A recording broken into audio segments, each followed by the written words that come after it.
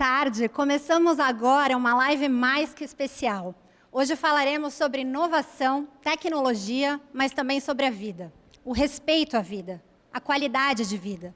Falaremos muito sobre o futuro. O meu, o nosso, o futuro dos nossos pacientes, do mundo inteiro. E por que não o futuro da healthcare? Porque na Canon Medical o futuro já está acontecendo. Intelligent Healthcare é uma filosofia, um conceito. É pensar saúde sobre o prisma dos maiores avanços tecnológicos da atualidade. E assim, usar todo esse conhecimento para revolucionar o sistema médico tradicional. Vocês estão preparados? Pois foi com isso em mente que a Canon Medical desenvolveu sua nova linha de produtos, todos eles criados com a mais alta tecnologia disponível no mercado, mas com o mesmo intuito de sempre, melhorar a vida do paciente. E é por isso que estamos aqui hoje. Eu sou Karina Oliani, médica de urgência e emergência, fundadora da Associação Brasileira de Medicina de Áreas Remotas e Esportes de Aventura e presidente do Instituto Dharma. E vou conduzir vocês por uma série de lançamentos, mas também por palestras tão inovadoras quanto especiais.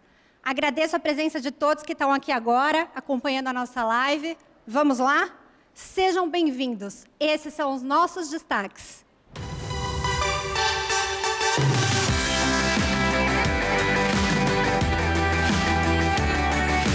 Vamos conversar ao vivo com o Dr. Kurt Langlotz, diretor do Centro de Inteligência Artificial em Medicina de Imagem da Universidade de Stanford, que irá nos apresentar sua palestra Novas Direções para a Inteligência Artificial em Radiologia.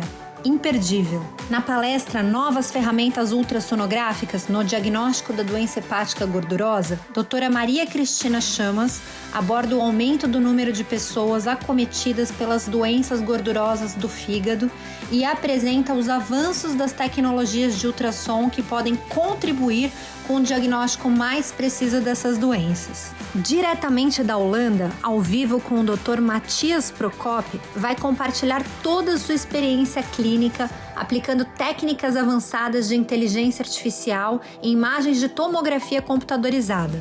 Na palestra Avanços na Imagem de Tomografia Computadorizada com ênfase em inteligência artificial. E muitas novidades. Vamos falar também dos mais novos lançamentos Canon Medical e seus exclusivos benefícios com a mais alta tecnologia que pode existir no planeta.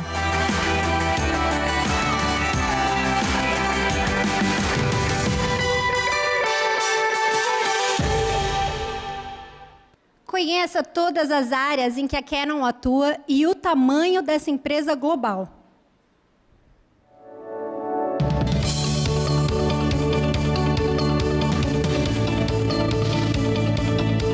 Canon. Você precisa conhecer um pouco de um dos maiores grupos de tecnologia do mundo.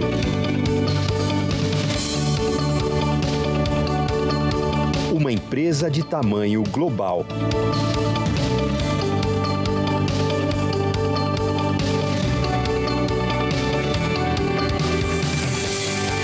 Terceira maior detentora de patentes dos Estados Unidos por 5 anos seguidos. Quase 3 bilhões de dólares em investimento em pesquisa e desenvolvimento. Empresa que ocupa o 7º lugar entre as empresas com melhor reputação do mercado, de acordo com o Reputation Institute. Quase 200 mil colaboradores em todo o planeta. Uma companhia inovadora e sólida e que gera 33 bilhões de negócios. Canon Group é uma empresa global que atua em diversos segmentos, sempre com muito êxito. Medical. Com tecnologias voltadas a diversas áreas no segmento de healthcare, a divisão médica possui tecnologias de tomografia computadorizada, ressonância magnética, ultrassom, angiografia, raios X e informática médica, com a mais avançada tecnologia de ponta, incluindo inteligência artificial e deep learning. Fotos e imagens, projetores e câmeras digitais para cinema, 8K, 4K, câmeras fotográficas, câmeras de alta definição para telescópios, aviação e em várias outras categorias de atuação. Serviços de impressão, desde impressoras domésticas até linhas profissionais de alta performance, grandes volumes e alta velocidade, bem como impressoras de alta resolução com qualidade fotográfica e grandes formatos. Equipamentos industriais, uma extensa linha de tecnologias aplicada à indústria, tais como nanoimpressão litográfica para miniaturização de semicondutores, sistemas de realidade virtual, unidades de fabricação de painéis detectores e LEDs orgânicos, sensores CMOS.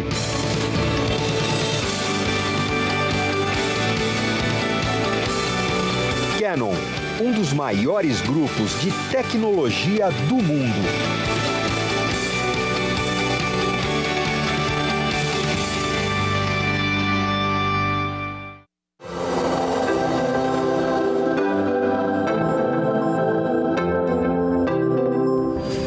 A Canon é a 7ª companhia do mundo com os maiores índices de reputação do planeta, entre todas as companhias de qualquer segmento.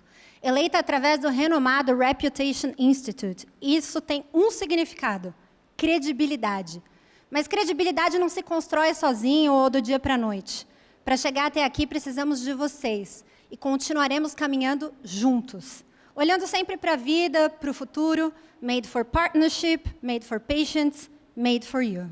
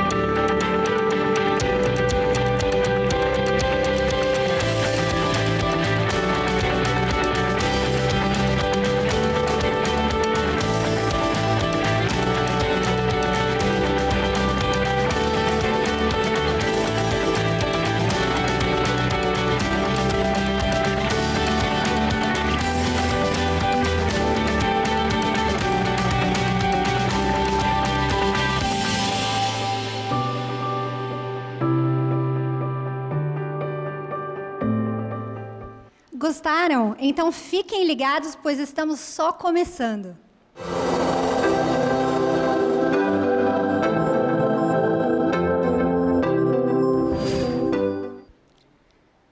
Ela é diretora do Serviço de Ultrassom do Instituto de Radiologia do Hospital das Clínicas FMUSP. É diretora da área de ultrassonografia da Alta Diagnósticos, foi presidente da Federação Latino-Americana de Sociedades de Ultrassonografia e, atualmente, é a presidente eleita da Federação Mundial de Ultrassonografia. Doutora Cristina Chamas falará com a gente sobre o aumento do número de pessoas com doenças gordurosas do fígado e os avanços das tecnologias de diagnóstico para tratar tudo isso. Em sua palestra, Novas Ferramentas Ultrassonográficas no Diagnóstico da Doença Hepática Gordurosa. Seja bem-vinda, doutora. É um prazer poder falar com você aqui. Olá, boa tarde a todos. Obrigada, Karina, pela apresentação. Antes de mais nada, quero agradecer a oportunidade, a Canon, que é um imenso prazer, um privilégio para mim estar aqui hoje com vocês, virtualmente, né? Quero dar as boas-vindas também aos nossos participantes virtuais e poder compartilhar um pouco do que nós estamos realizando. Muito legal, então, a gente está ansioso aqui para ouvir. E, doutora, a Canon Medical tem cooperação e desempenhado um papel importante nas avaliações da fibrose e da esteatose hepática, né? Como que você vê o papel da empresa, em especial através da tecnologia ShareWave? Na verdade, é extremamente importante nós termos acoplado ao nosso sistema ultrassonográfico convencional a possibilidade de avaliar tanto a rigidez hepática quanto o que eu vou falar aqui sobre a esteatose hepática, né, a doença gordurosa hepática, que é muito prevalente no nosso meio. Né? É extremamente importante nós termos uma empresa interessada em desenvolver tecnologias não invasivas na avaliação dessas doenças, uma vez que o padrão ouro, nosso padrão de referência, é a biópsia, mas se nós tivermos tecnologia não invasiva, com uma tremenda acurácia, é fundamental para que nós possamos fazer em larga escala esse atendimento. Muito interessante tudo isso, doutora. Bom, eu sei que você tem muita coisa para contar para a gente e você está nos dando o prazer de assistir a sua palestra. Vamos lá? É um privilégio para mim. Obrigada. Estão colocando aqui. E, pessoal, vocês que estão assistindo a gente, se quiserem, mandem as suas perguntas. Dentro do possível, a gente vai tentar responder todas. Então, estão vendo? Sim, dá para ver.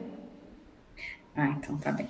Então, como a Karina já apresentou, nós vamos falar agora sobre as novas ferramentas para o diagnóstico ultrassonográfico da doença hepática gordurosa.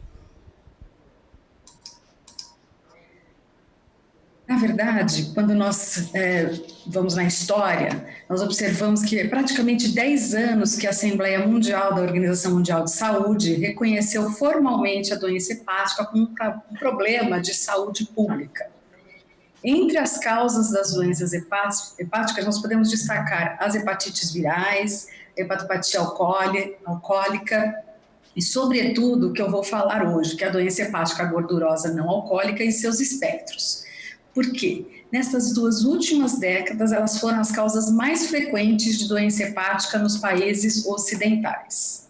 Então, a doença hepática gordurosa não alcoólica, que é o DGHNA em português, ela se tornou a causa mais comum de doença hepática crônica e a sua prevalência praticamente dobrou nos últimos 20 anos. E isso leva a um ônus extremamente importante para a saúde pública no Ocidente. Considera-se que haverá um aumento de 26% por conta dela nos custos médicos nos próximos 5 anos. Então, ela é uma doença que acomete não só adultos, né, em cerca de 17% a 46% dos adultos, isso em função da casuística que nós estamos estudando, mas também acomete crianças.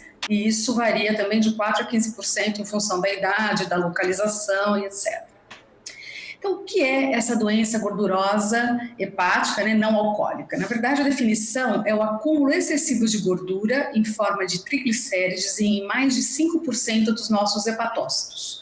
Isso é chamado de esteatose. Então, abrindo aqui um parênteses, a esteatose pode ocorrer em várias condições, na obesidade, em diabetes, na hiperalimentação, hiperlipidemia, em algumas medicações, também às vezes em gravidez, alimentação parenteral e etc. Além do álcool, que todo mundo conhece o dano que o álcool causa ao fígado, né? Por estar ligada em várias condições, existe um novo conceito que foi publicado agora em março de 2020, que se refere à esteatose num contexto de síndrome metabólica, ou seja, está se referindo, e ele preconiza que nós falemos em disfunção metabólica associada ao fígado gorduroso. Esse é um novo conceito que tem sido discutido por esses 32 experts nessa área e que foi publicado agora em março. Isso foi um consenso mundial. Portanto, é importante nós, nesse contexto de doença gordurosa hepática não alcoólica, lembrarmos dos fatores de risco, né? Então, a obesidade é um grande fator de risco, associada ali à síndrome metabólica e à resistência insulínica, que leva a essa deposição, né, de gordura no fígado.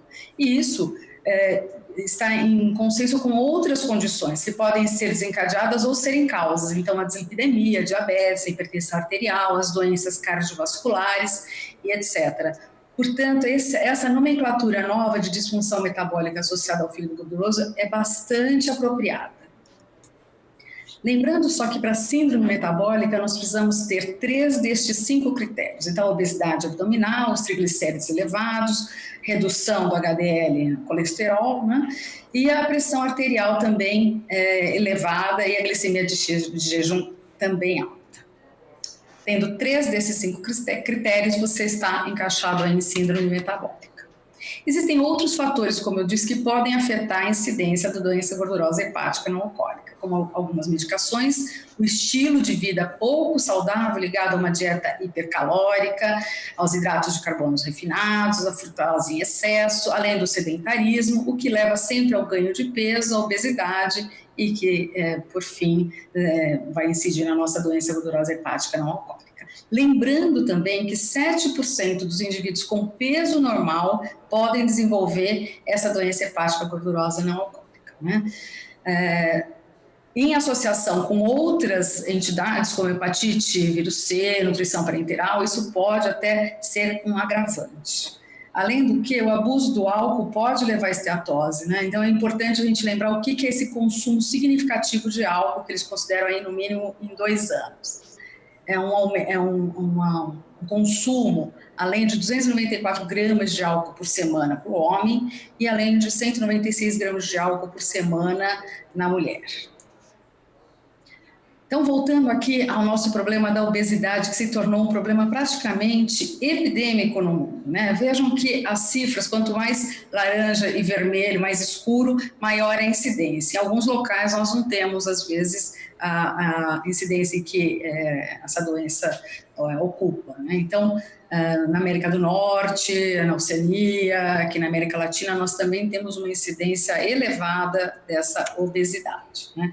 No Brasil, essa frequência de sobrepeso e obesidade também acomete aqui, né, quando o índice de massa corpórea está acima de 25, bastante os homens, é um total de praticamente metade da população com excesso de peso, e obesidade fica por conta de mais ou menos uns 3, tanto no masculino e feminino, como no total de aproximadamente 17% da população.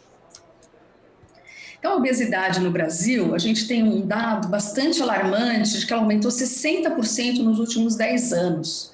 Então, a frequência entre os gêneros é o mesmo, né, masculino e feminino, não tem essa diferença, mas vejam o alarme que foi em 10 anos aumentar 60%. Isso é muito importante nós estarmos atentos a isso, né?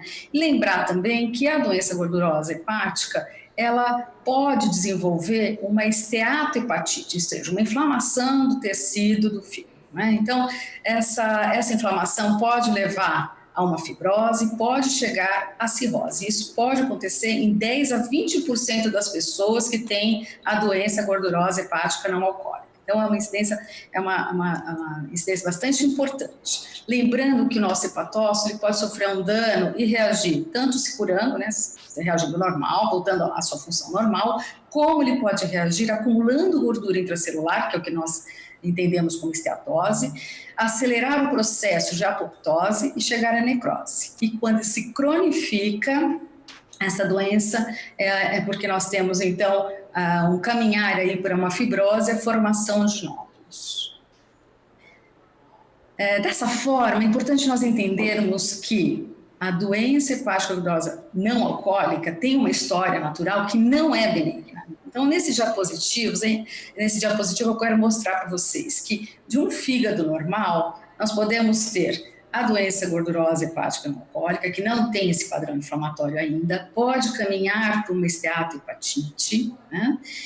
Pode caminhar também por uma cirrose, da esteatohepatite para a cirrose, isso acontece em cerca de 10 a 20% das pessoas, e depois esse caminhar para uma cirrose com os marcadores e por carcinoma hepatocelular, nós não temos ainda medido.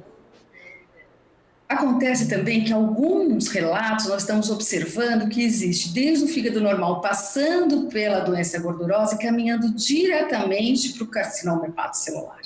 Isso é mais alarmante ainda, porque nós ficamos sem muita chance de detectar em fase precoce esse processo, né?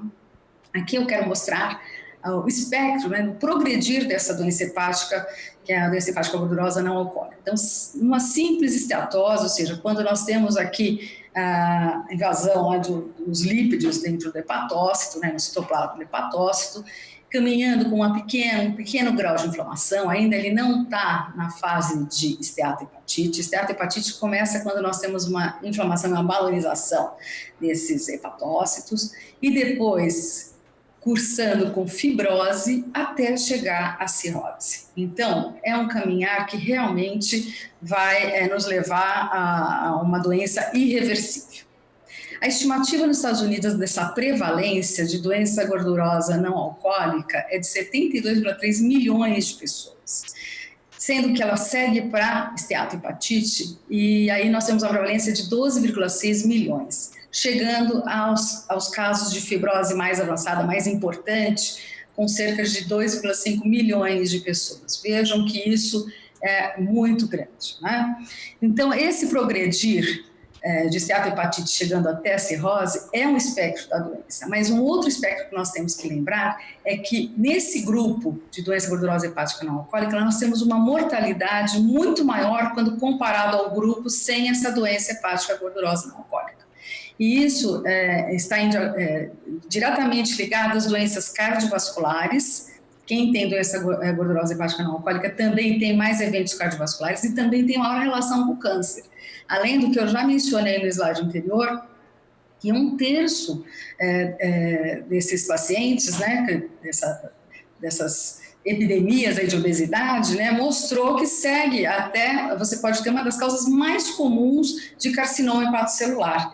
E houve por um trabalho que mostrou um aumento de 9% na incidência de carcinoma hepatocelular relacionado à doença gordurosa hepática não alcoólica, mesmo sem ter passado por um diagnóstico de cirrose. Então vejam como é perigoso a gente deixar evoluir essa doença, né? E como o diagnóstico dessa doença gordurosa hepática não alcoólica é tão importante, né? Nós temos os biomarcadores séricos, que são os exames laboratoriais, os métodos de imagem, né, ultrassonografia, ressonância e tomografia, e a biópsia, que é o nosso padrão ouro. A biópsia hepática é uma ferramenta de referência principalmente no diagnóstico de esteatohepatite não alcoólica e no estadiamento dessa fibrose, né? Nós temos várias vantagens de realizar a biópsia. Eu vou colocar aqui. Primeiro, que ela já vai fazer o diagnóstico de esteatohepatite não alcoólica, ela vai fazer o estadiamento da fibrose da dispersão arquitetural deste fígado, faz a graduação da gravidade da doença gordurosa e também contribui a respeito de outras comorbidades que podem existir aí no fígado, como causadas pelo álcool, pelo depósito de ferro, pelas hepatites virais. Agora, por outro lado, nós temos também várias desvantagens da biópsia. Primeiro que é um procedimento invasivo e em 1% tem complicações, né? Em 0,35% dos pacientes submetidos à biópsia, você pode cursar com hemorragia e em 0,14% pode levar à morte. Isso tem todas as referências aqui que eu peguei. Além de ser uma experiência ruim para o paciente. Então, nós temos ainda um problema quando nós temos um estadiamento errado dessa fibrose, que pode ocorrer em até 33%, 41% dos casos, devido à variabilidade da amostra. Porque quando nós estamos amostrando a biópsia hepática, nós estamos pegando um fragmento que representa 1 de 50 mil do volume do fígado, né? Além dessa variabilidade da amostra, nós também temos variabilidades inter e intra-observador, ou seja, de acordo com o patologista, com a experiência do patologista. Os patologistas mais novos têm maior variabilidade. Quando é um patologista mais experiente, nós já temos uma menor variabilidade. E aqui também incluímos o custo desse procedimento. Então, o diagnóstico não invasivo da doença gordurosa hepática não alcoólica é bastante desejável, né? Sendo que 1/4 da população vai ter essa doença e ela vai estar indicada principalmente quando a gente quer detectar a gordura no fígado de pacientes sem suspeita clínica de inflamação dos hepatócitos. Então, é mais do que desejável termos um método não invasivo. Nós temos ali a tomografia, que poderia fazer esse papel, mas, no entanto, nós temos a radiação ionizante, provinda dela, a ressonância magnética, que tem um protocolo específico para a detecção desse teor de gordura, só que ela tem maior custo, é menos disponível e ela é considerada hoje um padrão de referência de igual teor da biópsia hepática, para vocês verem o poder aí da ressonância. A ultrassonografia, nós temos tanto o modo B, quanto hoje essa imagem de atenuação. né? Então, o modo B ele tem um menor custo, é bastante disponível, principalmente no nosso país que tem dimensões continentais, porém é um método mais subjetivo e tem uma sensibilidade menor quando a esteatose é abaixo de 20%. E hoje nós temos a possibilidade aí de ter o ATI, né? Temos também o FibroScan, que é um outro equipamento dedicado ao estudo apenas da rigidez hepática e desse coeficiente de atenuação, né? E foi a primeira modalidade objetiva disponível por ultrassom. Então, é um equipamento dedicado que não tem uma imagem da morfologia do fígado. Vamos começar, então, pela ultrassonografia, que é a nossa área de interesse aqui, né? Quanto à ultrassonografia, existem algumas características da esteatose que nós vamos observar. Primeiro, que ela tem uma distribuição não homogênea. Então, vocês estão vendo aqui um padrão de fígado heterogêneo, uma área de esteatose, né? E, em geral, essa esteatose é difusa, mas ela também pode ser focal. Nesse caso aqui, estou mostrando uma esteatose de distribuição geográfica. Na ultrassonografia, ela aparece como aumento do brilho, dando uma atenuação do feixe sonoro posterior. Contudo, o ultrassom não quantifica a esteatose, mas pode ter uma sensibilidade alta para dizer se nós temos ou não esteatose, com especificidade também elevada. Temos que falar que ela é subjetiva, ela é limitada, como eu falei, quando temos um teor menor de esteatose ou quando o índice de massa corpórea é superior a 40 kg por metro quadrado. Depende muito dos ajustes do equipamento e do operador que está fazendo o exame. Então, nós dizemos que ela é um tanto imprecisa no diagnóstico aí da esteatose, tá? E também não é apropriada para o segmento dessa esteatose. E existe pequena concordância intra e interobservador. Então, só para vocês terem uma ideia, falando é mais difícil, mas quando nós mostramos a imagem fica muito mais fácil de perceber. Então, aqui é um fígado normal e aqui é um fígado com esteatose. Então, nesse caso, o que nós observamos? Um aumento da ecogenicidade hepática, ou seja, um fígado mais brilhante. Nós temos uma atenuação do feixe sonoro posterior. Vejam que eu vejo perfeitamente a parte posterior aqui do fígado, e aqui eu já não consigo ter essa mesma visão. A textura é fina, a ecogenicidade hepática pode ser diferente conforme as regiões que eu estou examinando. Ela não desvia os vasos hepáticos, né, mas reduz o número de vasos, em geral cursa com o aumento do fígado, né, hepatomegalia. Já houve várias tentativas de se graduar a esteatose difusa pela ultrassonografia modo B, que é essa ultrassonografia convencional. E aqui eu tentei colocar uma amostra do que já foi feito por esses autores. Então, primeiro ele fala de uma esteatose leve, quando nós temos um aumento difuso da ecogenicidade, mas nós ainda conseguimos perceber bem os vasos sanguíneos do fígado e também o diafragma.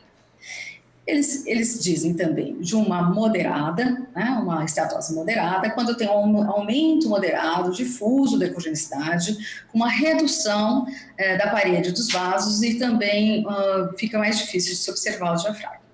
E acentuada, quando nós temos um aumento muito difuso dessa ecogenicidade, redução importante das paredes dos vasos, vejam que fica muito difícil de perceber qual é o limite aqui do vaso, e também o diafragma fica mais difícil de se perceber nessa esteatose acentuada.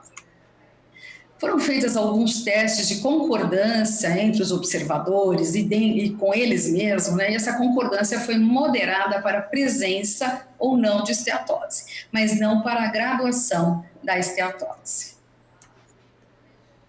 Portanto, é importante nós lembrarmos que na anatomia patológica nós temos a graduação da esteatose em 4 níveis, né? Então, a normal, quando nós não temos a invasão ali por mais de 5% dos hepatócitos, a leve, que vai de 5% a 33% dos hepatócitos tomados por invasão lipídica, a moderada entre 33% e 66%, e a acentuada, quando nós temos mais do que 66% dos hepatócitos infiltrados por gordura.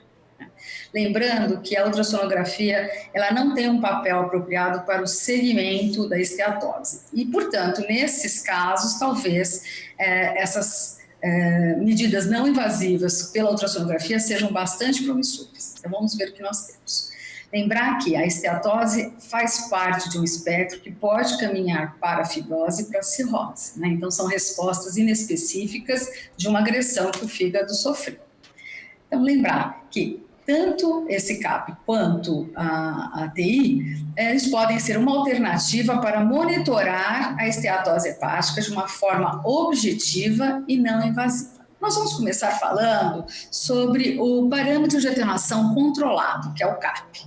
Foi a primeira ferramenta a medir objetivamente a esteatose. Ela é uma medida de atenuação ultrassonográfica na frequência central da sonda desse equipamento chamado FibroScan. E baseia-se na propriedade do sinal ultrassonográfico adquirido pelo FibroScan, que é usado para estimar a propagação do som afetado pela gordura. Ele é dado em decibéis por metro, e essa atenuação do som ele depende muito da frequência do ultrassom e das propriedades do meio em que ele está se propagando. E essa mesma sonda, ela pode avaliar tanto a rigidez, né, fazendo a elastografia, quanto a gordura hepáticas. E não se tem a imagem morfológica do fígado, que é uma pena, porque esse equipamento ele é somente dedicado para essas duas funções. Então, nós não podemos fazer uma avaliação, como eu mostrei, do modo B do fígado, da imagem convencional, ultrassonografia convencional. E dentro da sensibilidade e especificidade do CAP, nós temos que ele varia de 76 a 89, conforme o grau de esteatose. Já a nossa ferramenta, né, a atenuação da imagem, ela é uma ferramenta nova, uma tecnologia nova, que ela calcula esse grau de esteatose pelo coeficiente de atenuação da imagem da amostra numa grande quantidade de tecido. Ela já foi aprovada pelo FDA e ela usa um mapa de cores em tempo real sobreposto a uma imagem de modo B. E mostra algumas áreas laranjas escuras, que geralmente elas se aparecem na faixa anterior desse box de medida, e também algumas áreas azul escura, que geralmente elas são posteriores aos vasos. Então, essas medidas elas devem ser excluídas da medida, da nossa medida, né? Essas áreas devem ser excluídas da medida, porque são consideradas artefatos e os erros, então, devem ser descartados. Nessa tecnologia, os dados brutos do sinal de ultrassom, ou seja, aquele espalhamento posterior, eles são usados para quantificação. Ou seja, ela utiliza a atenuação das ondas sonoras longitudinais através do tecido para fazer esse cálculo.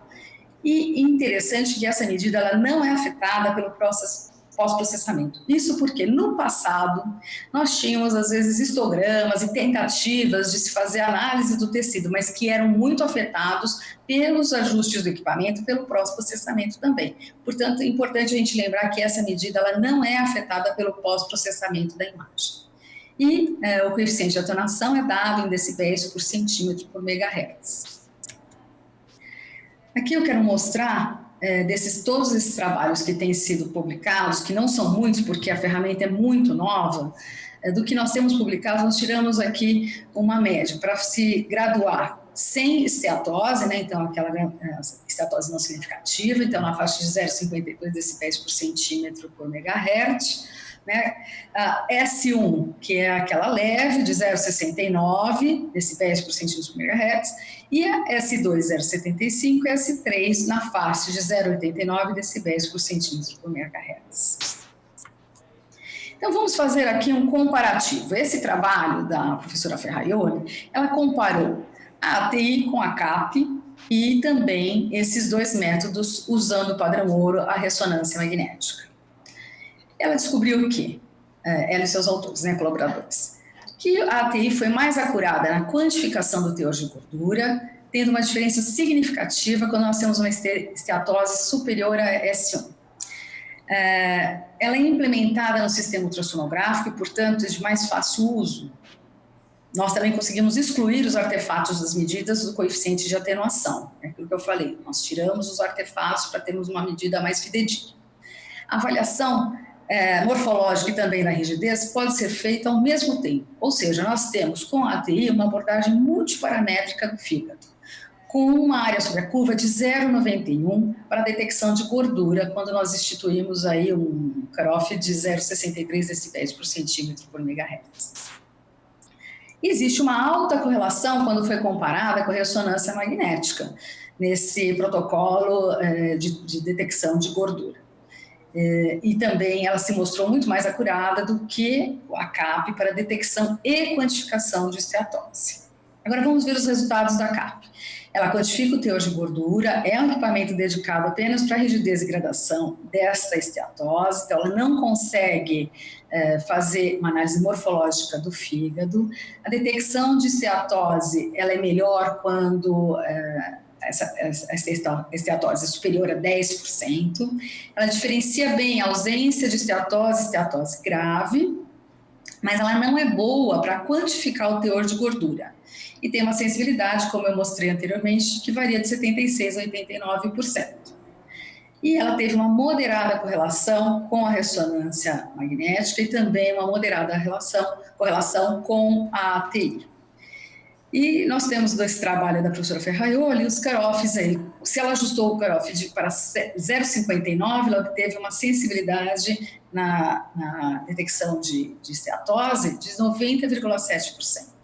E se ela ajustasse para 0,70 decibéis por centímetro por megahertz, ela descarta a esteatose com uma especificidade de 97,2%, ou seja, extremamente elevados esses índices. Nós temos outros trabalhos também na literatura, mostrando, por exemplo, esse outro da European Radiology, que comparou a atenuação da imagem com a biópsia. Então, a ATI, essa tecnologia ATI com a biópsia. E observou que teve uma boa performance diagnóstica na identificação dos vários graus de esteatose. Também realizaram uma análise multivariada e esses autores demonstraram que o coeficiente de atenuação ele não é influenciado pelo grau de fibrose, apenas pelo grau de esteatose. Né? Então, é uma mensagem extremamente importante, porque na ultrassonografia modo B nós temos fatores confundidores, como a fibrose hepática se confundindo com a esteatose hepática. E aqui nós estamos, de fato, lidando apenas com a esteatose, mostrando que esse coeficiente de atenuação ele não é influenciado pela fibrose, mas só pelo grau de esteatose hepática. Esses autores também não tiveram falhas técnicas, mostrando que há uma grande aplicabilidade dessa técnica e pode ser comparada na prática diária. Eles ainda mediram o tempo que acrescenta no exame, ele acrescenta apenas 2 minutos ao exame, essa análise da atenuação de imagem. Esse outro trabalho, ele também comparou a ATI com a biópsia e mostrou uma moderada para boa correlação com a patologia na identificação dos graus de esteatose. Também fizeram uma análise multivariada que demonstraram que esse coeficiente de atenuação não é influenciado nem pelo grau de fibrose avançada. Ou seja, um outro trabalho confirmando, corroborando os achados dos autores anteriores que eu mostrei. E mostrando também que ele é só influenciado pelo grau de esteatose hepática, que é um grande alívio para todos nós. Eles também mostraram que quando eles tinham um coeficiente de atenuação maior do que 69 decibéis por centímetro por megahertz, houve uma sensibilidade de 76%, uma especificidade de 86% para qualquer grau de esteatose entre S1 e S3. E quando esse coeficiente de atenuação fosse maior do que 0,72, a sensibilidade aumentava, mas a especificidade diminuía um pouco para o diagnóstico de esteatose S2, S3. E concluíram que é uma ferramenta muito promissora na quantificação não invasiva da esteatose hepática. Nós, lá no serviço de ultrassonografia do Hospital das Clínicas, da Faculdade de Medicina da USP, estamos com uma pesquisa em progresso. Né? Ela é situação de minha orientação e a principal executante, pesquisadora, é a doutora Sandra Toccheto. É um estudo que nós estamos comparando a ATI com a biópsia. Nós já temos compilados até hoje 40 casos e tivemos melhores resultados quando nós fizemos a medida do box, que eu vou mostrar para vocês alguns exemplos, distando cerca de 1,5 centímetro da cápsula hepática. Estamos encontrando uma correlação muito positiva entre a ATI e a biópsia hepática. Então, esse é um caso que eu gostaria de exemplificar dessa casuística, que é uma paciente de sexo feminino, de 25 anos, com síndrome dos ovários policísticos, e que fez o fibroscan, e não tinha nem esteatose nem fibrose, também foi fazer a nossa tecnologia, né? Nós submetemos a nossa pesquisa. Então, o ATI deu 0,53 e aqui está esse box do ATI. Então, nós mudamos a plataforma, nós temos ali o ajuste do equipamento para fazer esse ATI, né? Então, aqui nós estamos medindo com esse box menor, fugindo desta área anterior aqui, laranja escura, e fugindo dessas áreas dos vasos também. Então, nós estamos com esse box de medida numa área bastante homogênea, né? E que nós obtivemos aí o resultado de 0,53 decibéis por centímetro por megahertz e que corresponde ao S0. Esse é um outro caso também da nossa casuística, um paciente do sexo masculino de 34 anos, com síndrome metabólica, ou seja, tinha obesidade, hipertensão e esteatose, e teve um ATI aqui, olha, mostrando a nossa medida. Então, esse é o box da atenuação da imagem, e aqui é o box da medida que nós vamos realizar. Então, deu 0,74, e isso nos leva a uma esteatose leve para moderada. E a biópsia dele realmente, olha, mostrou uma esteatose grau 1, né, uma fibrose grau 0 e uma inflamação grau 1, certo? Um outro exemplo aqui mostrando, vejam que no modo B eu já tenho a ideia de que tem uma esteatose, né, uma ecogenicidade aumentada, um fígado mais brilhante. Outra forma de nós observarmos ao modo B convencional é compararmos com o parênquima renal. Então vejam como aqui eu tenho um fígado extremamente claro e um rim bastante escuro. Quando nós temos essa diferença de imagem, já dá um indício de que nós estamos aqui frente a alguma alteração hepática. Então, nesse caso, só pelo modo B, nós já observamos que tem esse aumento da ecogenicidade hepática, um fígado mais brilhante. Quando nós colocamos aqui no nosso box da atenuação da imagem, para fazermos essa captura, né, dessa medida, e aqui o box da medida, nós estamos, então, como eu disse, fugindo dessa área de artefato e desta área posterior de artefato também. Nós identificamos aqui um ATI, né, atenuação da imagem, de 0,82 decibéis por centímetro por megahertz. E isso já dá uma esteatose de grau S2, S3, que nós consideramos aí moderada. Um outro paciente também, vejam que já tem uma síndrome plurimetabólica, que tem hipertensão, diabetes, dislipidemia, obesidade, né? Já o fígado volumoso, tem uma ecogenicidade aumentada, vejam a comparação com o rim, né? E aqui mostrando o nosso box para nós tomarmos essa atenuação da imagem, e aqui um outro menor, que é a da medida dessa atenuação, né? Então, como estou repetindo sempre, nós fugimos desses artefatos, tanto os anteriores como esses posteriores, para termos uma imagem, uma medida mais fidedigna, né? E aqui, o coeficiente de atenuação aí deu 0,93 decibéis por centímetro por megahertz, ou seja, condizente com uma esteatose grave, né? Então, S3. Bem, nesse caso, ele também, na biópsia, já demonstrava uma inflamação, mas uma fibrose F1, o que também foi visto na nossa elastografia Shearwave da Toshi. E só para demonstrar os diferentes graus de esteatose e como nós estamos quantificando. Então, ao modo B, às vezes nós temos aqui uma menor quantidade de gordura, que nós já observamos que não é tão acentuada, então o grau 1, o grau 2 já temos um apagamento aqui posterior, sendo que esse software ele não é bom para a gente estar avaliando esse modo B, é só uma questão de comparar aqui com a atenuação na imagem, né, no coeficiente, para fazer o cálculo do coeficiente de atenuação aqui, e mostrando também o grau 3, que já tem uma atenuação bastante importante da região posterior do fígado. Né? E para finalizar, eu gostaria de fazer algumas considerações, né? Primeiro que numa doença tão prevalente como a doença gordurosa hepática não alcoólica, que acomete praticamente 1/4 da população, e ela está associada a muitas comorbidades, como as doenças cardiovasculares, além de poder progredir para esteatohepatite, né? A sua detecção precoce e acurada é muito desejável. E a ATI se apresenta como um marcador bastante valioso, de baixo custo, com uma disponibilidade de estar acoplado aos nossos sistemas convencionais de ultrassonografia e mostrando excelente concordância com a ressonância na detecção de esteatose e uma moderada concordância na sua graduação. Apresenta uma ótima performance aí no diagnóstico da identificação dos vários graus de esteatose quando relacionado com a histologia.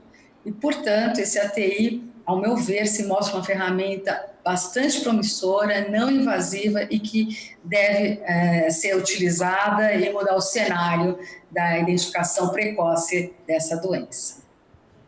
Muito obrigada pela atenção de todos. Estou à disposição.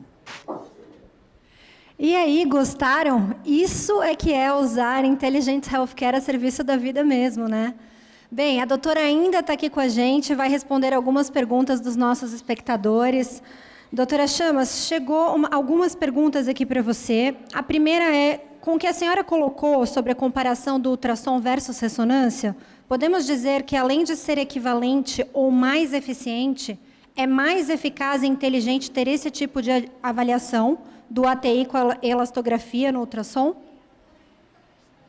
Nós ainda não temos dados para concluir isso. O que eu disse é que nós temos uma boa concordância, né? Uma concordância boa na detecção da esteatose com a ressonância e moderada quando nós estamos fazendo as graduações. Nós temos que ter mais trabalhos em escala maior, em volume maior, para que nós possamos falar que a ressonância possa ser substituída pelo ultrassom. Ela hoje tem uma característica de ser equivalente à biópsia, então nós desejaríamos do fundo da alma que realmente a TI fosse nos dar essa equivalência. Se nos der, realmente nós estamos no melhor dos mundos, né? Porque com um equipamento de baixo custo conseguir fazer exatamente o que a ressonância faz e o que a biópsia sempre fez, né? Então, se conseguíssemos isso, eu adoraria, ficar imensamente feliz. Vamos chegar lá. E aí, uma outra. Já existe a técnica de ATI nos aparelhos Canon? Sim, existe. Eu trabalho com ela. Eu trabalho com um 1800 da Canon lá no nosso serviço. E nós temos esses casos que eu mostrei são todos esses do nosso equipamento. Nós já temos há 2 anos esse equipamento conosco, estamos utilizando para essas pesquisas. Realmente tem sido muito bom. Maravilha. E você diria que a tecnologia ATI trouxe uma revolução no diagnóstico de esteatose hepática? Sem dúvida está vindo para ficar. Ao meu ver, é uma grande possibilidade, porque apesar do CAP, que foi a primeira ferramenta que nós tivemos ligadas ao competitor, ao FibroScan, ele não nos dá a morfologia hepática, para a graduação ele não é perfeito, então realmente é mais para detecção da esteatose, que eu sempre falei, mas eu com o meu modo B eu consigo falar se tem ou se não tem esteatose com uma grande sensibilidade. Então, não me resolvia muito isso, né? Perfeito. De forma que eu acho que a TI realmente vai revolucionar a nossa forma de investigar esse paciente que tem a suspeita de doença gordurosa hepática não alcoólica. Boa noite. A CAP medimos pelo FibroScan e a ATI pode ser realizadas por aparelhos de ultrassom? Sim, só pelos aparelhos de ultrassom. É um sistema, né, uma ferramenta que está acoplada aí, que eu conheço a i800 e agora eu acho que também tem uns lançamentos que estão equipamentos menos onerosos que vão ter essa tecnologia acoplada também para ajudar a todos. E por fim, para não tomar muito mais o seu tempo, doutora Cristina, Imagina, poderia nos falar um pouco sobre a capacidade do ultrassom para identificar a regressão ou progressão em indivíduos com a doença hepática gordurosa não alcoólica?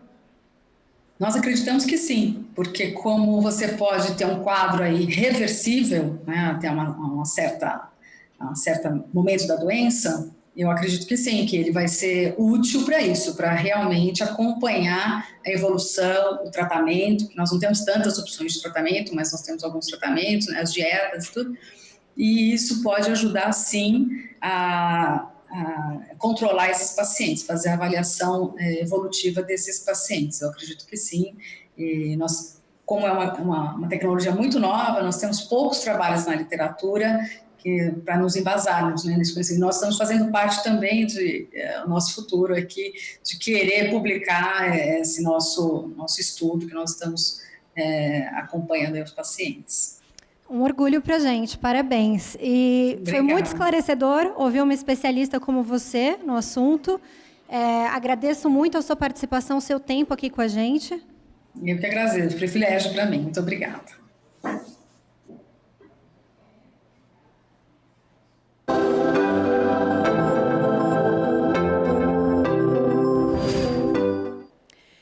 Enquanto as novas tecnologias evoluem, como essas que a doutora Chamas acabou de nos explicar, a sociedade em volta evolui junto com elas. A Canon não poderia ficar para trás e também busca sempre evoluir, entregando cada vez mais inovações para o mundo e para os seus clientes.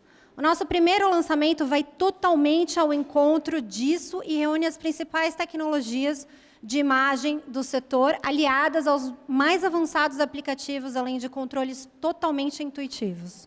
Conheçam o Aplio A, um dos nossos principais lançamentos.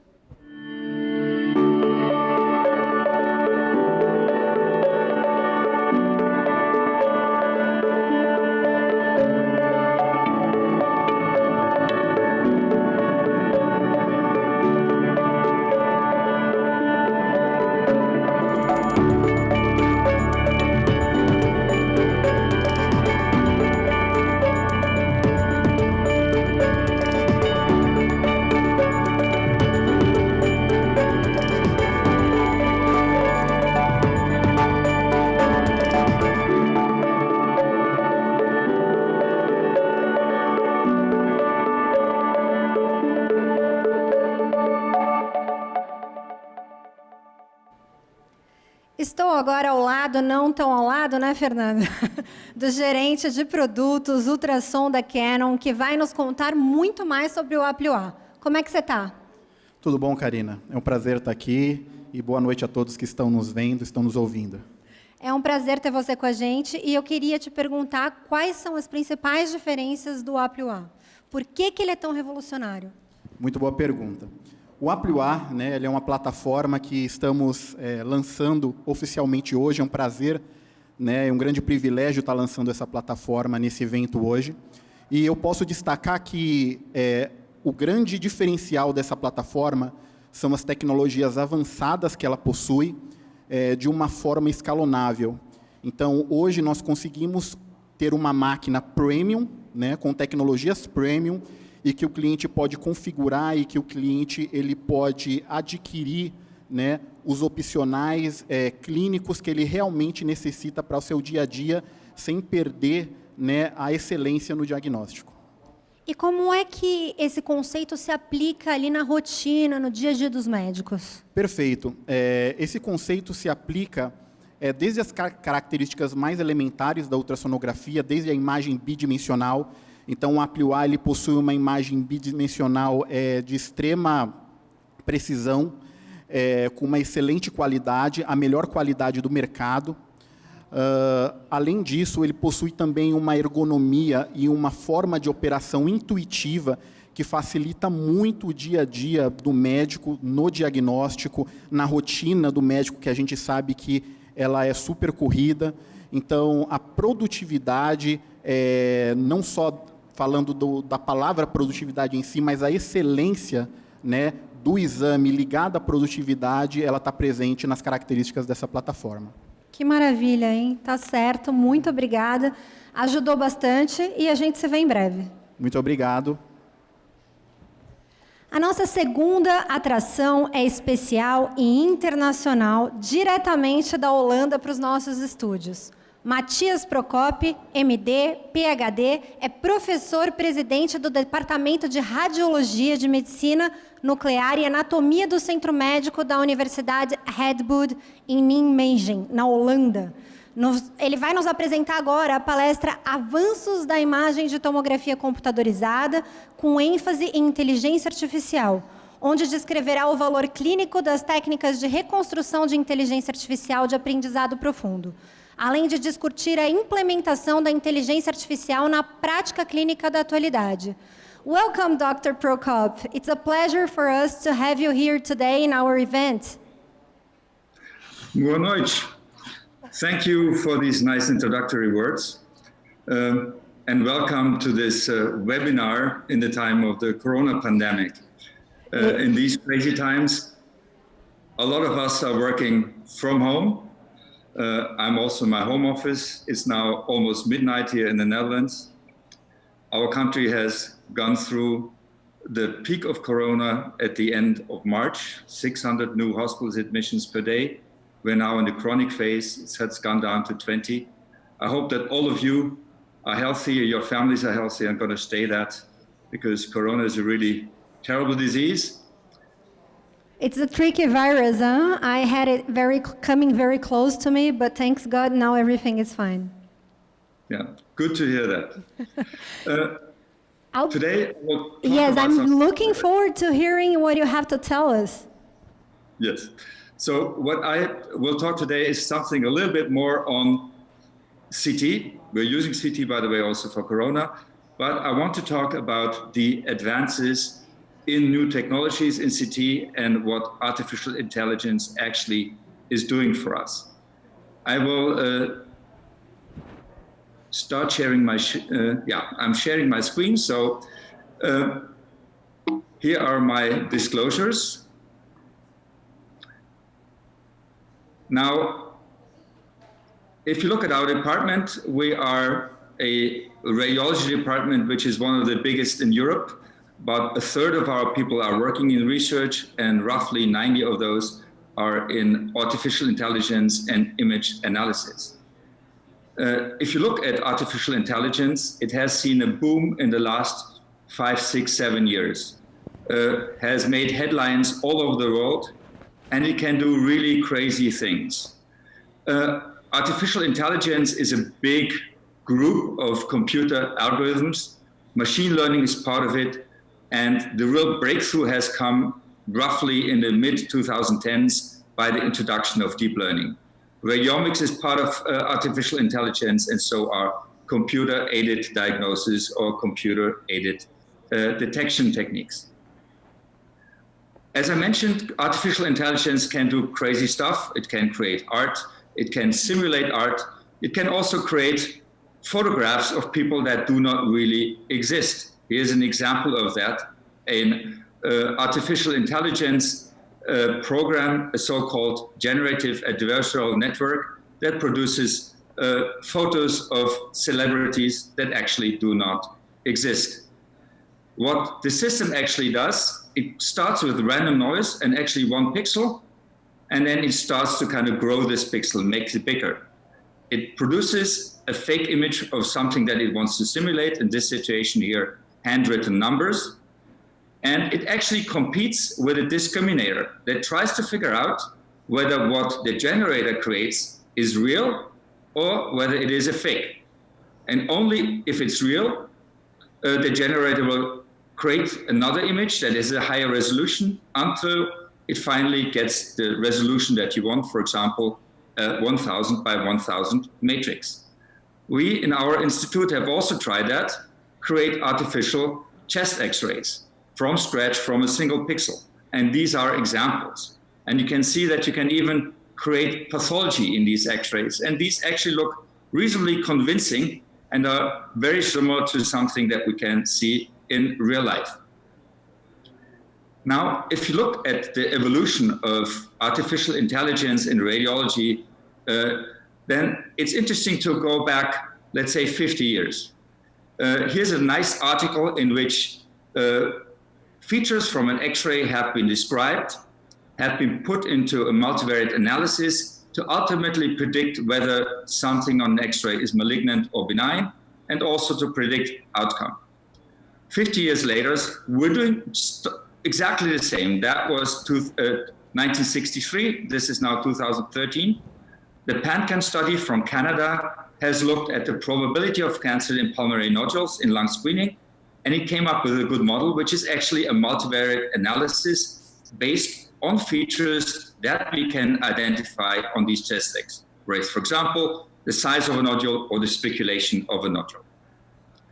Now, very similar to then, we have images. From these images, we extract features. These features go into a classifier, and the classifier makes a prediction. Now, the features are usually handcrafted by us humans. We know that a speculated nodule is probably more likely to be malignant than a smooth one. So that is a potential feature. Size is another feature. So we think of the features, and then the features are extracted either by people or by a computer. And that gives us the prediction. It looks a little bit like that. We have our voxel data. this voxel data is filtered to enhance certain features, for example, bezels or nodules. Then these features are quantified and extracted, and then ultimately a classifier says whether something is a nodule or not a nodule, and that actually helps us to predict where a nodule in a chest CT would sit. Now, deep learning is a convolutional neural network that works totally differently. You have different layers in which each layer is calculated from the previous layers by putting various weights on the connections. So each nodule in a layer acts as a virtual neuron that is connected to other neurons. And the strength of the connection determines ultimately the output. And during the teaching process, these strengths are actually calculated. And this training process is slow, but the prediction process, once you put something new in, is really fast. And the good thing about this is we don't have to come up with features, but the computer finds these features himself. So instead of going through these features, the deep convolution network does everything and comes up with a prediction. Now, these convolutional neural networks are pretty old. They're already 30, 40 years old. But with the new computing power and more layers of neurons, these deep learning systems, deep means deep layers, have become very powerful. Here's an example how this can be put into clinical practice. This is a competition, an international competition that we provided data for. It was partially set up by our institution. The organizer promised $1 million for the best algorithms, and actually a huge number of groups participated. And what you can see here is the performance of these algorithms on an ROC curve. In black, you can see the PanCAN algorithm that I showed you earlier from 2013, plus some human interpretation, namely speculation, yes or no. And you can see that all the algorithms from the artificial networks are better. And if you combine these algorithms, you get a really, really high area under this ROC curve. So these AI systems nowadays create performances which are better at the performance of humans. Now let me go to something completely different, namely CT technology, and let me show you how CT technology is actually pushed forward by artificial intelligence, especially if you want to go to higher spatial resolution. If you want to do that, you need smaller detector sizes, more projections, a smaller focal spot. All of these features actually create image noise. And image noise becomes limiting. So you do everything to reduce this image noise. For example, reduce the dead space between detector elements, reduce the electronic noise, get better detector materials, stronger tube. But most importantly, you need novel image reconstruction techniques. Here's an example with a hybrid iterative reconstruction of a chest X-ray, a chest CT with an ultra-high resolution CT scanner at a reasonable radiation dose. And you can see exquisite detail on this high resolution CT. In this example, you see there's fibrosis, emphysema, and a small cancer. Now, if you look at the abdomen, noise becomes very prominent, even at a dose which is in the range of the classic reference levels, 20 milligrays. If you look at the bones, you can see exquisite quality, and the solution to the noise is actually using model-based iterative reconstruction. If you do that, you get exquisite detail, low noise, but there's a but, and the but is that it takes time to reconstruct these images. It is very time-consuming to get this excellent image quality using model-based iterative reconstruction. So the question is, can we do something more clever to get to this result faster and with less effort? And the solution to that is deep learning reconstruction. Now, what you can do by deep learning reconstruction, you can decide to decrease image noise, but you can also use it to improve sharpness. Here's an example where you can see the pixelation and the classic interpolation as number B, and this high resolution deep learning reconstruction that is number C. So a really good resolution from a low resolution data set. How is it done? You take the highest quality of images that you can get, model-based iterative reconstruction, enough dose, and from that, you create raw data of the same patient with high image noise. You reconstruct these images, and then you try to train a network to come from this input data, the noisy data, to this high quality output data. You do that not only for one image, but for thousands of images, or actually subgroups of voxels within these images. Now, this training process is really slow and can take hours to weeks. But the ultimate reconstruction, when you have a new low quality data set, is very high and very fast. So you can get a really fast, high quality output by doing that, a deep learning reconstruction. Here is some measurement from a Japanese group that actually shows that the image noise with deep learning reconstruction is the same as the image noise with hybrid reconstruction with 5 times more dose. 100 mA tube current produces the same noise as 20 mA with deep learning reconstruction. Does that mean we can reduce the image dose by a factor of 5? And the answer is unfortunately no. Because if we do that, we get the same noise measured as standard deviation in the image, but the noise texture changes. It becomes much more rough. However, we can still reduce the dose by roughly 30% and get a better, finer noise texture at this lower dose. So deep learning reconstruction allows us to get better quality at a lower dose. And this is how it looks in clinical practice. Hybrid iterative reconstruction on an older scanner, 1 millimeter sections, you see that the joint space in the hip is not really clearly defined. There's quite a bit of noise. And on the other side, you see a deep learning reconstruction called ACE on a Canon scanner on an 0.5 millimeter section for a high resolution CT. And if you compare that to a 5 millimeter on the regular scanner, still the 0.5 millimeter images are much superior in terms of image quality, noise, and spatial resolution. On the sagittal reconstructions, the classic image noise patterns in the center of the scan field here in the region of the prostate go away. You get excellent image quality in this area. And the dose actually can be reduced. Here we have measured the dose at our scanner. And at the beginning, before ACE, we were at the US achievable dose level, which is below the reference level by 1 standard deviation.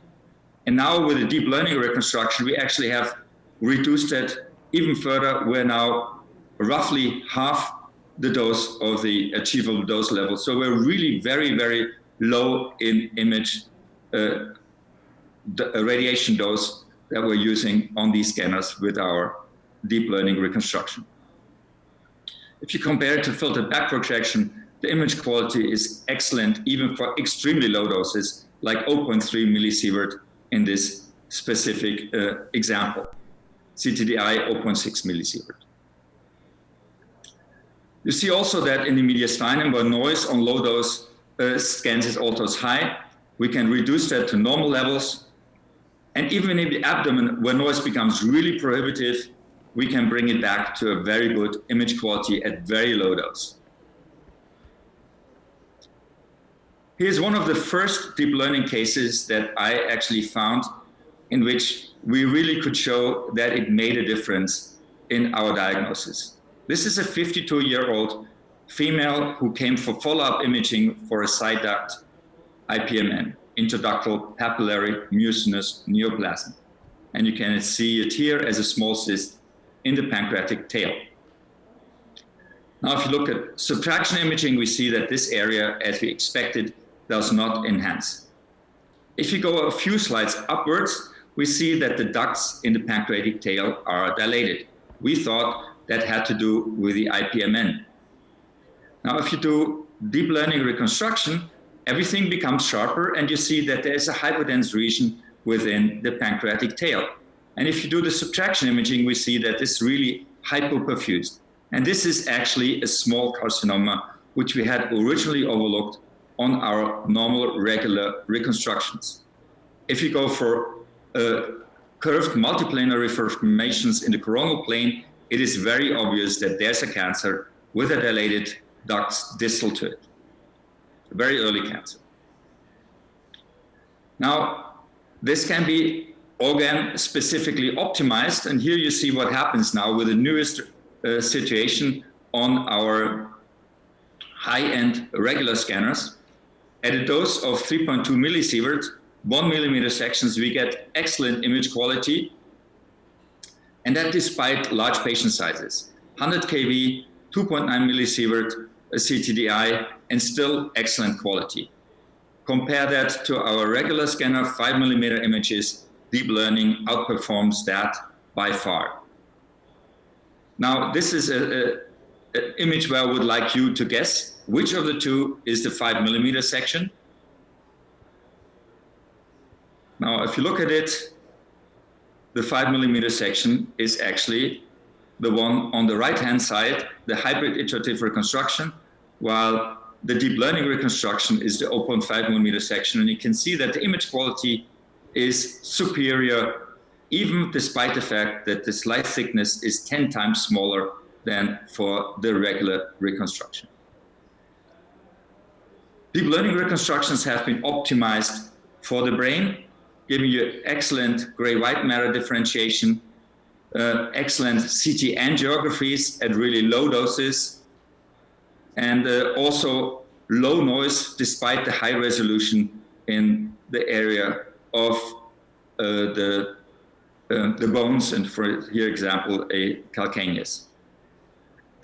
A study from Japan showed nicely that hybrid iterative reconstruction is superior to, deep learning is superior to hybrid iterative reconstruction.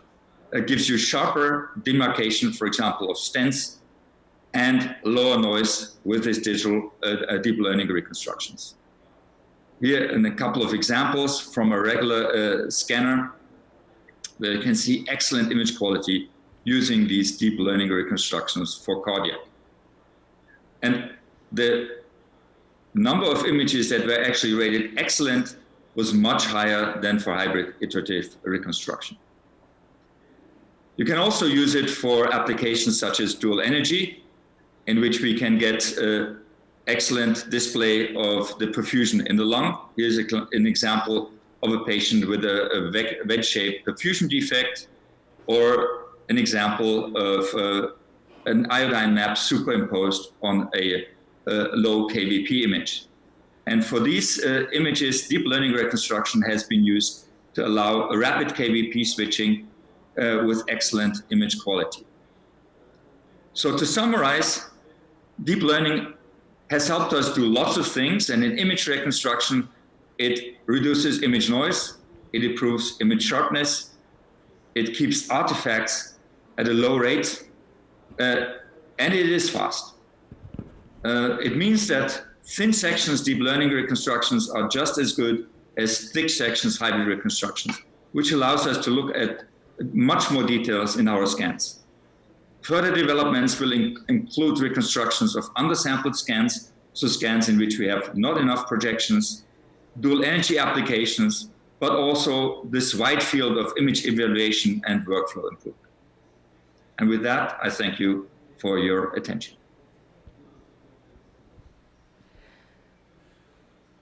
Wow, that was a great presentation. Thanks so much. All this AI is so amazing when it's used for the good causes, huh? Thank you. So, Dr. Prokop, I have some questions that just got here for you. Based on your experience, how can artificial intelligence change the clinical routine? Will the ultra-low dose exams change the tomography applicability or not? What we see is that ultra-low dose is helping us use CT in areas where we used to use chest X-rays. And now I'll come back to COVID. During the height of the COVID pandemic in the Netherlands, we have substituted CT for X-rays. And that actually helped us to differentiate between COVID pneumonia and pneumonia due to other diseases.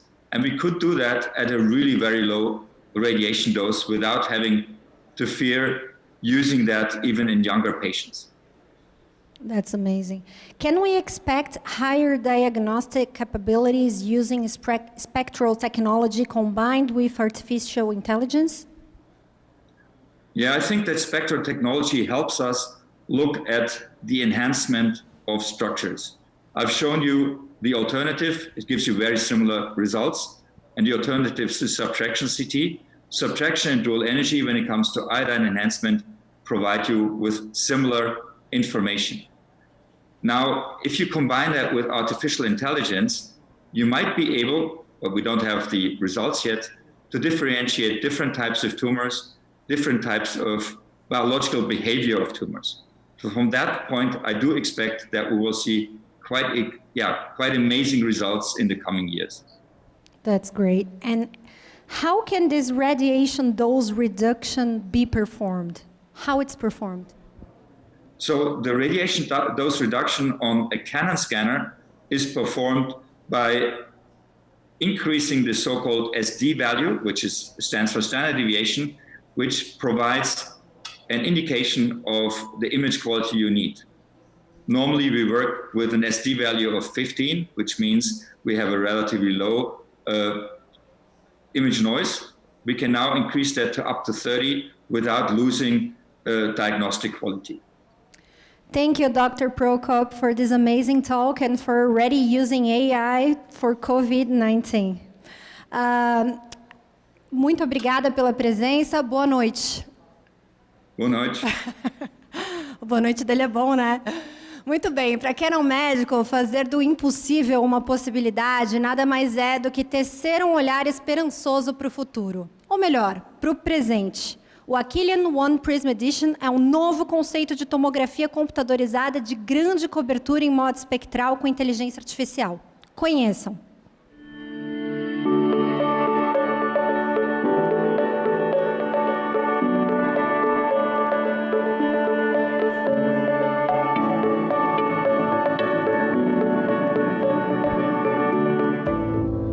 What is deep intelligence?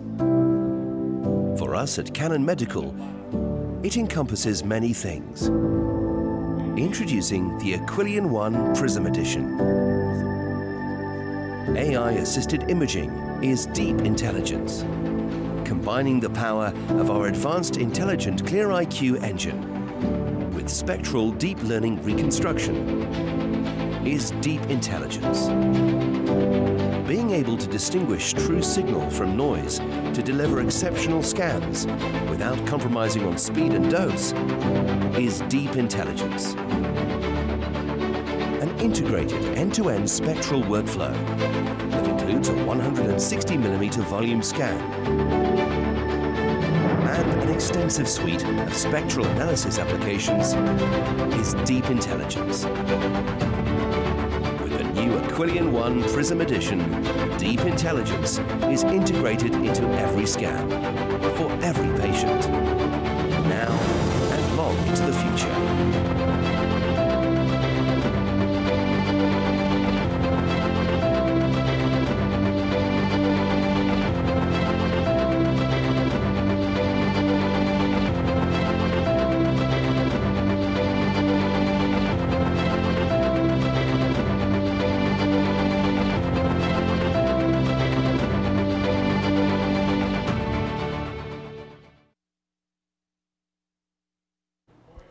Olha só quem já está aqui do meu lado e vai contar muito mais sobre esse produto. O João Paulo Souza, gerente de produtos de tomografia computadorizada e medicina nuclear da Canon. Tudo bom, João? Tudo bem, Karina. Boa noite a todos que nos ouvem. Você gostou do talk do Dr. Prokop? Muito interessante, né? Inclusive, a gente tem a oportunidade de ouvir de um dos maiores pesquisadores na atualidade de tudo que eles já estão fazendo lá fora.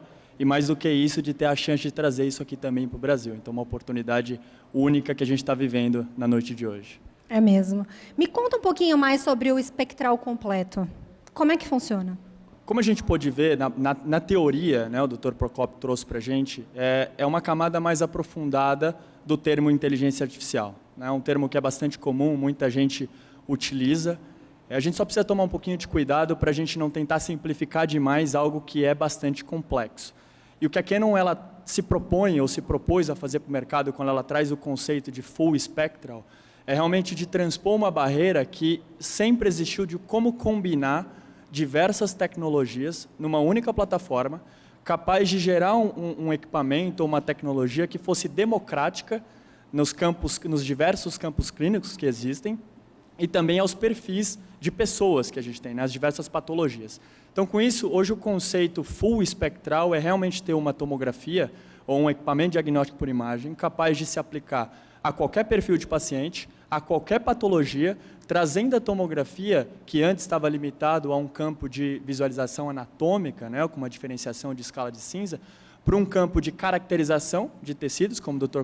Procopio muito bem colocou, e até mesmo de quantificação. Então, a gente começa a enxergar a tomografia, e, de novo, sem as limitações que sempre existiram, agora num campo que antes estava limitado a outras modalidades de diagnóstico por imagem. Então, o conceito full espectral é ter a tecnologia 100% integrado dentro de qualquer rotina da radiologia.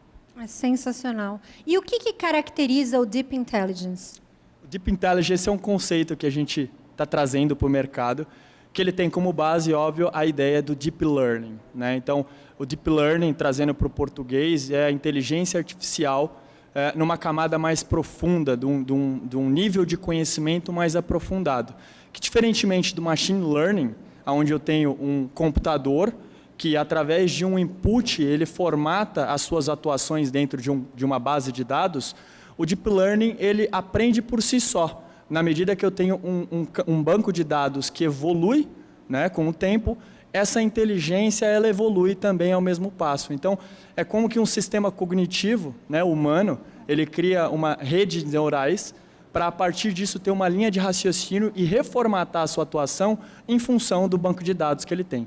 Resumindo tudo isso para uma linguagem mais prática, né, o Deep Intelligence é a utilização ou a combinação da inteligência artificial em modo Deep Learning, né, utilizando a ideia do espectral integrado dentro de toda a rotina da radiologia. Sensacional. E de uma maneira mais prática, quais são os impactos que a inteligência artificial está trazendo para o diagnóstico por imagem? De maneira bem objetiva, né? De novo, a gente não pode tentar simplificar ao ponto de achar que isso é simples demais. Não. Existe uma alta inteligência por detrás desse conceito e que aumenta a precisão diagnóstica, aumenta a sensibilidade e, mais uma vez, democratiza a tecnologia para que todos tenham muito mais acesso, mais respeito à vida, que é um dos nossos conceitos, Made for Life, né? E que o diagnóstico seja cada vez mais preciso para que a conduta terapêutica caminhe ao lado do diagnóstico. Tá certo, João. Muito obrigada por esses esclarecimentos, pela sua presença aqui hoje. Eu que agradeço a oportunidade. Mas agora a gente tem outra atração bem bacana. Sabe qual é? Olha, eu acho que eu sei, mas eu vou fazer o seguinte, eu vou ficar lá atrás assistindo junto com o pessoal e aí eu deixo para vocês contarem um pouco mais para a gente. Obrigada.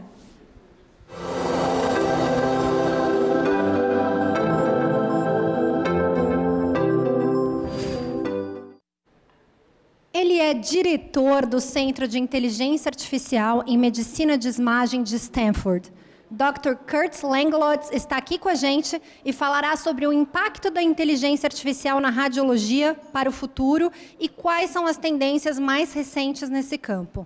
A sua palestra chama-se Novas Direções para a Inteligência Artificial em Radiologia. Welcome, Dr. Langlotz.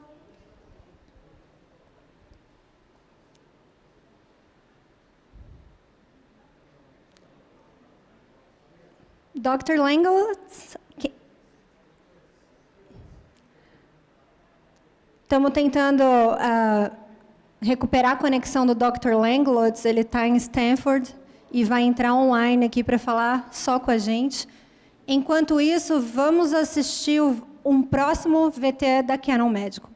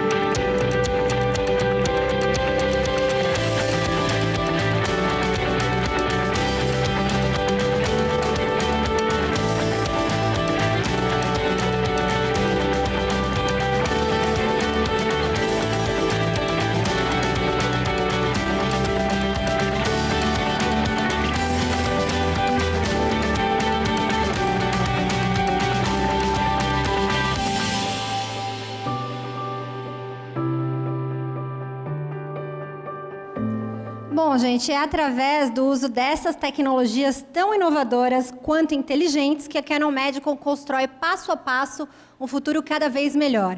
O Advanced Clear IQ Engine, que a sigla é ACE, é a primeira tecnologia do mundo com Deep Learning Reconstruction, totalmente integrada para a ressonância magnética. Conheçam.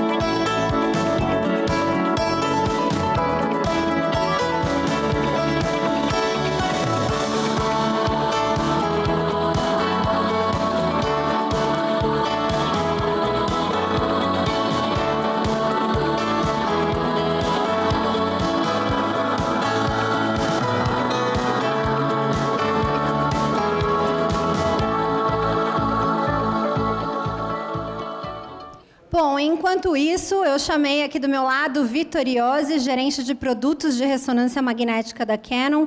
Bem-vindo, Vitor. Ainda bem que você está por aqui, porque eu tenho um monte de pergunta para fazer. Boa noite, Karina. Obrigado. É uma alegria imensa estar aqui hoje. Vitor, a inteligência artificial é um dos temas mais desafiadores da Intelligence Healthcare. Explica melhor para a gente, em especial, como que ela age nesse produto. Perfeito.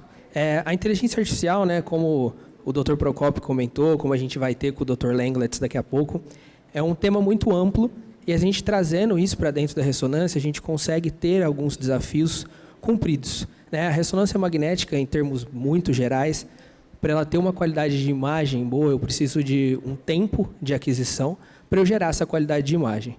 Com a inteligência artificial, eu consigo gerar qualidades de imagens muito superiores e reduzir esse tempo. Então, acho que isso é o grande impacto da inteligência artificial aplicada dentro do universo da ressonância magnética. Isso é sensacional, né? Porque, na prática, você reduzindo o tempo da ressonância, um exame que hoje a gente pode falar que é um dos mais caros na radiologia, fica mais democrático, certo? Com certeza. O ACE, ele trabalha junto com o Compressed Speeder, que são as duas tecnologias da Canon, as mais recentes tecnologias da Canon, elas trabalham exatamente nesse sentido. Hoje, com o ACE, a gente consegue gerar em um equipamento 3 Tesla imagens que a gente antes precisava de um equipamento de 7 Tesla, e em um equipamento 1,5 Tesla, imagens que antes só eram possíveis ser geradas em equipamentos 3 Tesla. E com isso, a sua colocação ela é perfeita, porque a gente consegue diminuir o investimento a ser feito, diminuir no poder de fogo, e com isso, barateando e democratizando um exame que, com certeza, é um dos mais caros hoje em termos de diagnóstico por imagem. E no portfólio da Canon Medical, quais são os aparelhos que dispõem dessa tecnologia? Hoje, essas duas tecnologias, tanto o ACE quanto o Compressed Speeder, já estão disponíveis no nosso equipamento topo de linha 3 Tesla, a Vantage Galan, e também dentro da plataforma 1,5, a Vantage Orion. E com isso, a gente deve ter, nos próximos anos, essa tecnologia também passando para o restante da família, que é um desenvolvimento de praxe da Canon. A gente lança uma tecnologia, mas a gente permeia e essa tecnologia passa a frequentar todo o portfólio, porque acho que o grande intuito da gente desenvolver tanta coisa bacana é que todo mundo possa ter acesso a isso. Bom, gente, a nossa live está quase chegando ao fim. Mas antes de acabar, eu também queria mostrar e agradecer a Canon por uma parceria muito bacana que eles fizeram com a gente do Instituto Dharma e que prova que a Canon realmente é made for life.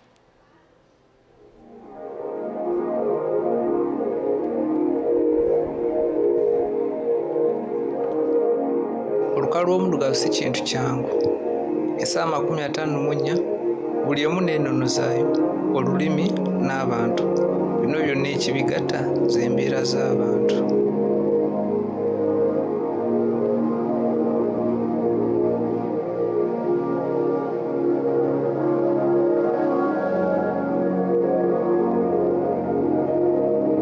Tusobola okunnyonnyola Uganda ng'ensi eyagala, ate ng'ogyeko ebitusoomooza bye tusanga. Abantu baayo balungi, baddembe ate bali kimu. Tuli omutima gumu. Obulamu kye kintu eky'omuwendo kye tulina. Ab'eŋŋanda, emikwano, bigamba obulamu butambulira ku bantu.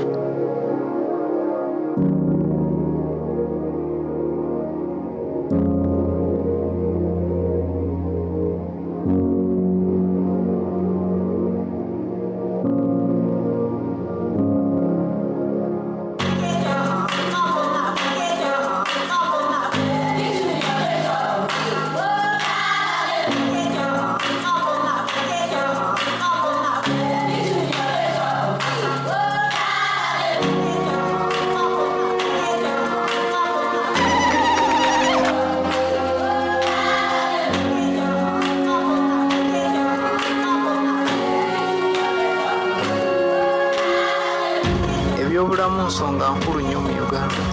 Eyo y'ensonga lwaki tubeebaza nnyo mu abasawo abeewaddeyo ne mujja okutuyamba.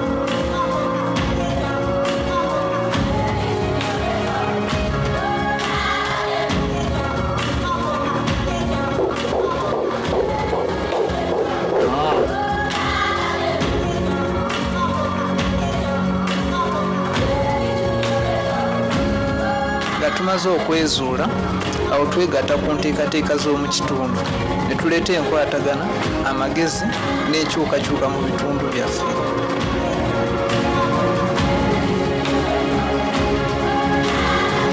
Kubanga tekinologiya talina mugaso waba si wa okuyamba okukyusa abantu okubeera obulungi. Tekinologiya akoleddwa okufuula obulamu ekintu ekirungi.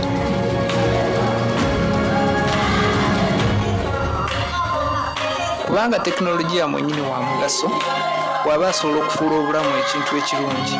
Eri ffe obulamu butambulira ku bantu ate abantu bali ku kimu ssanyu.